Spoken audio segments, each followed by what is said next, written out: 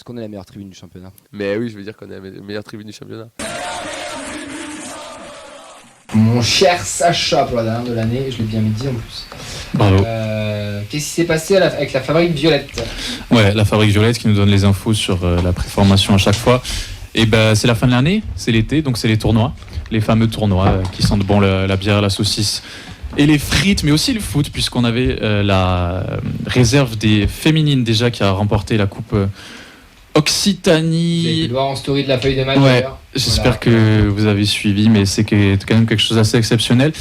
Et ben pour le reste, on avait les U15 qui ont perdu en finale contre Montpellier 3-2. Malheureusement, mais bon, ça reste une finale, puis ça leur fera plaisir pour la saison. Et si vous voulez en savoir plus sur cette... J'ai le reste là, Sacha. Vas-y, mais si vous voulez en savoir plus sur Ok, cette ouais. finale de Coupe Occitanie des féminines, il faudra se brancher vendredi prochain, puisqu'on en a un petit peu parlé. Totalement. Et du coup, Fabrique Violette qui m'a fait un point cet après-midi parce qu'il y a eu beaucoup de tournois ces dernières semaines. Les U13, ils ont fait un tournoi récemment, c'était à Carpentras. Ils sont sortis en quart de finale, éliminés par Montpellier 1-0. Et ils ont gagné le match de la 5e place contre la Juventus. Du coup, le Comolico a été remporté par le TFC. Les U14 à Bézieux, près de Lille, ont perdu en demi-finale contre Lens 3-0. Et ils ont perdu le match à la 3e place contre Lech Poznań, l'équipe polonaise. Et les U15 sont allés en tournoi à Malmö en Suède. Ils ont fini 3e de leur poule et ont joué donc la 5e et 6e place. Donc ils ont gagné la 5e place contre Melbourne. C'est la Real Sociedad qui a gagné contre Malmö en finale. Bien finir l'année. Avant qu'on passe aux internationaux, je tiens à préciser que si j'ai une lunette de soleil, c'est pas pour rendre hommage à Maître Gims ou à Gilles Montagnier, c'est juste que j'ai oublié mes lunettes et qu'elles me servent de lunettes de vue. Vincent, les internationaux ? Ouais, il y en a pas mal d'internationaux.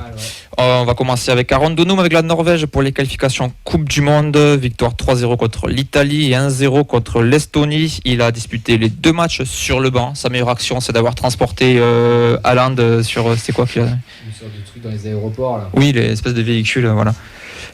Siro, c'était match amicaux avec la Suisse, victoire 4-2 contre le Mexique. Il a joué 86 minutes, victoire 4-0 contre les États-Unis. Il est resté sur le banc. États-Unis, dans l'équipe dans laquelle Mackenzie a joué tout le match. Et ils ont joué aussi un autre match, c'était contre la Turquie. Il est rentré à la 46e, défaite 2 des États-Unis. Et là, les États-Unis vont jouer la Gold Cup. Ça va être à partir du 16 juin. Ils jouent Trinité et Tobago, l'Arabie Saoudite, parce que oui, il y a des équipes invitées, parce qu'il y a passé des pays dans la Gold Cup, et contre Haïti. Gold Cup qui est beaucoup plus populaire que la Coupe du Monde des clubs. Ouais, bah, ça, c'est, en même temps, là, les deux en même temps, c'était peut-être pas une super idée. Caceres avec le Venezuela pour les qualifier la Coupe du Monde 2026. Victoire 2-0 contre la Bolivie. Il a joué un quart d'heure. Défaite 2-0 contre l'Uruguay. Il était titulaire. Il est sorti dès la mi-temps. On va pas chercher chez les jeunes maintenant, puisque les espoirs, on a Guillaume Rest et Noël Jouma qui sont à l'Euro Espoir avec l'équipe de France. Juste avant, dernier match de prépa, la France a battu l'Ouzbékistan 2-1. Reste a joué tout le match. Premier match de poule 0-0 contre le Portugal. Reste aussi a joué tout le match et il était bon. Mauvais, ouais. Enfin, correct. Oui, on peut dire bon quand même. Les arrêts qu'il fallait. On entre nous, on peut dire qu'il est bon. Prochain match 14 juin, 17 juin contre la Géorgie et la Pologne. C'est W9 qui diffuse la compétition. Hier, on a Cresswell qui est rentré avec l'Angleterre et qui a été buteur. Victoire 3-1 contre la République tchèque. On a vu le but du 3-1 justement sur corner de la tête dans le dernier quart d'heure. Prochain match contre la Slovénie et contre l'Allemagne 18 et 21 juin, 15-18 juin, pardon, ça sera à suivre du côté de Bein. Et enfin notre recrue Mario Sauer avec la Slovaquie. Il est rentré à 75e minute de la défaite 3-2 contre l'Espagne. Prochain match contre l'Italie et la Roumanie 14 juin et 17 juin. Pour terminer, j'ai dit Canvo avec l'équipe de France U20 au tournoi Maurice Révélo, donc c'est le tournoi de Toulon. Il joue actuellement la demi-finale contre le Mexique. Je pense que ça a dû être terminé. Si jamais il y en a sur le chat qui veulent nous dire s'il a participé et le score. Un match de poule, victoire 2-1 contre l'Arabie Saoudite. Il a joué tout le match. Un partout contre le Mali. Il faut aller tirer au but. Donc le Mali a battu 4-5, 4 sur but à 5. La France, Canvo est resté sur le banc. Et victoire enfin contre le Panama 2-1. Et Canvo a joué tout le match. Merci mon cher Vincent. Ça en faisait du monde. Ouais. Bravo. Ouais, merci. Et encore, on a vendu Soiseau. Exactement, oui, c'est qu'on a dit Soiseau. On l'a pas oublié, on l'a perdu. On a perdu. C'est vrai, Il nous manque. chez nous. Mais on l'a perdu dans le cœur. Ça a embrouillé avec Comoli, peut-être qu'il va revenir, on sait pas. Mais... pas du tout. Balance pas des rumeurs comme ça. Parce que j'ai vu un Chilien en centre-ville. Non, ça marche pas. Ça marche qu'avec les chauves et Laurent Batles. Ça marche pas avec. Oui. Je vous Attends. rappelle que c'est vous qui faites l'émission, donc 05 61 80 40 40 pour venir débattre avec nous. Mais juste avant, Sacha fait un petit point sur la situation Redbird. Justement, je crois Elliot, t'as le score, ça? Ouais, on a la victoire 3-1 de la France qu'Envoi a joué tout le match. Merci. selon Zaïko. Quand vous il a joué milieu et défenseur, il a un peu alterné. Ok. avec lui, hein. Redbird ? Redbird. Ouais, Redbird, puisque on n'a pas fait d'émission depuis un moment pour en parler, mais même s'il n'y a pas de nouveau, même s'il n'y a pas de président, toujours, on a quand même des choses qui se sont passées un petit peu dans les bureaux, puisque c'est l'intérimaire Neil Chegani qui a essayé de rassurer un petit peu tout le monde. Il s'est occupé du passage du club devant la DNCG, passage qui s'est déroulé sans aucun problème et sans aucune sanction à l'ordre du club. On pouvait s'y attendre au vu de ce qu'on savait déjà, de la manière dont gérait le TFC depuis quelques années maintenant. Mais voilà, en tout cas, il s'est occupé de tout ça et ça n'a pas posé de problème. Et puis, il y a toujours ce travail en cours pour choisir le nouveau président du TFC. On a beaucoup de rumeurs qui circulent. On a des noms aussi, le nom de Julien Fournier, d'Olivier Cloarec, d'Olivier Piquet aussi, qui sont, d'après les informations qu'on a, toujours en pole position. C'est une finale à 3 un petit peu pour essayer de choper ce poste de président. En sachant qu'on a eu aussi une interview dans la dépêche de Chegani qui s'est exprimé et qui a confirmé que Redbird avait pensé plusieurs fois à vendre le TFC et que le projet de vente du club, toutes les rumeurs qu'on a entendues depuis des mois maintenant, elles étaient bien réelles et que elles prenaient source directement depuis ce qu'ils prévoyaient de faire. Mais que le moment opportun n'est jamais arrivé. La conjoncture et tous les paramètres additionnels ont fait que finalement ils ont décidé de pas vendre et il a voulu se montrer rassurant sur l'avenir et sur le fait que les priorités ne sont pas une vente du club et l'objectif surtout de restructurer un organigramme et essayer de enfin mettre un nom sur ce président. Alors je vous cite ses propos: nous avons assez récemment passé à vendre le club parce que c'est notre business, c'est ce que fait Redbird.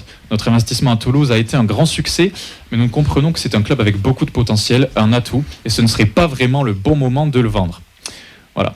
Et on a aussi appris que y avait une réinjection de fonds, de capitaux, donc pour essayer de maximiser, de blinder un peu le dossier devant la DNCG, d'être le gendre idéal, l'élève parfait, et avec une étude qui est en cours sur le degré des investissements qui viendront, en sachant que le gros chantier c'était le fameux centre de performance avec les actionnaires de Redbird du coup qui sont venus visiter les installations et constater l'ampleur des travaux qui restaient à faire. Donc ce sera le prochain gros dossier.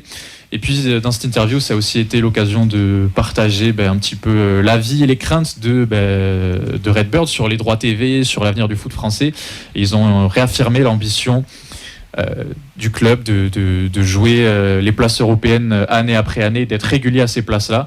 Et puis pour clôturer un peu ça, vous avez certainement vu passer sur les réseaux sociaux le fameux centre de performance et les installations du stadium. On a vu quelques tags et quelques messages en anglais, il ne faut pas être bilingue pour les comprendre, à destination de Redbird pour justement les pousser et leur faire comprendre que certains supporters sont mécontents de la situation et qu'il faudrait investir pour enfin avoir des infrastructures du niveau Ligue 1, tout simplement, et qui puissent permettre à tout le monde de travailler dans les meilleures conditions. Donc voilà, c'est un peu l'état des lieux de la situation, ça peut bouger à tout moment, ça fait partie des choses sur lesquelles une alerte peut tomber en pleine émission. Donc, Je regarde Twitter. Mais c'est un peu l'état des lieux, je ne sais pas si ça vous rassure plus que sur les derniers jours, ou si ça juste dans la continuité finalement de ce qu'on est en droit d'attendre de la passation. Écoute, on a un supporter avec nous autour de table, Léo. Toi, tout ce bordel là, tu en penses quoi? C'est quand même assez inquiétant parce que on n'a toujours pas de président. Comment ça s'appelle?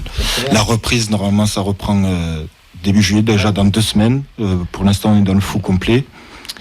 Donc, c'est quand même assez inquiétant la situation pour la saison à venir. Vous êtes d'accord avec Léo? Enfin, moi, je te rejoins totalement.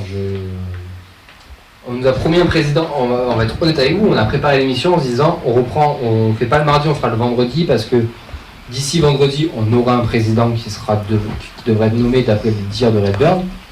Il est vendredi 13, il est 20h15, il n'y a absolument rien. Mais ça perd la poste de nommer un président vendredi 13, c'est pour ça. Ouais, Ils vont le faire demain matin. Moi je suis inquiet perso. Même si je sais que ça va bien se passer. Ça dépend qui sort. Si t'as attendu un mois pour avoir un nom qui est pas terrible, ouais, là je suis inquiet. Si t'attends un mois et qu'on te file le président de rêve, ça va le coup d'attendre. Est-ce qu'il existe le président de rêve? Ben non, il a le rêve. Les noms qui ont été annoncés me vont, sincèrement. C'est juste que ça fait quand même plus de 2 semaines là du coup. On est à 15 ou 16 jours je crois depuis que Damien Comolli a quitté ses fonctions. Donc, Tolosa fait des exactement. Mais chaque jour qui passe, forcément ça devient de plus en plus long et de plus en plus inquiétant. Donc on a envie d'avoir des réponses. Donc, je peux comprendre que chez certains et certaines ça soulève plus de questionnements que de réponses. Mais bon, on a toujours expliqué qu'en soit candidaté pour... présider un club de Ligue 1, il y en a plein qui veulent le faire, mais pour trouver la bonne personne qui soit apte à travailler et à bien travailler dans la continuité de ce qui avait été fait sous Damien Comolli, ça prend du temps. Donc on sera les premiers à vous communiquer, à vous dire, à faire des débats. Alors les premiers, je sais pas parce que nous on sera en vacances, mais ouais, mais on réagira quand même. Mais on fera passer peut-être certains mots. Ouais. Redbird, écoutez, c'est fini. On va passer au mercato, parce qu'il y a eu quand même des petites news niveau mercato. Et on va écouter le magnifique jingle. Financièrement, on a clairement boxé au-dessus de notre catégorie. Je vais vous rendre plus riche que les PDG les plus importants de tous les États-Unis. Moi qui suis dans la finance, 30% c'est possible. En fait, c'était sous nos yeux depuis le début, la malédiction des gens qui s'en vont quand ils sont dans le jingle. Ça concernait aussi le président. Et Ben aussi, du coup. Ouais, parce que Ben n'est pas là, on l'embrasse. Niveau mercato, Justin Lacombe s'en va à Valenciennes. Il part, mais pas de numéro 2 en plus à Valenciennes. Il rate une place. Oui, il est passé numéro 3, numéro 2, c'est vrai. Moi, je suis un petit peu déçu, j'aimais bien Justin Lacombe. Alors de là, le lancer en pro, je sais pas.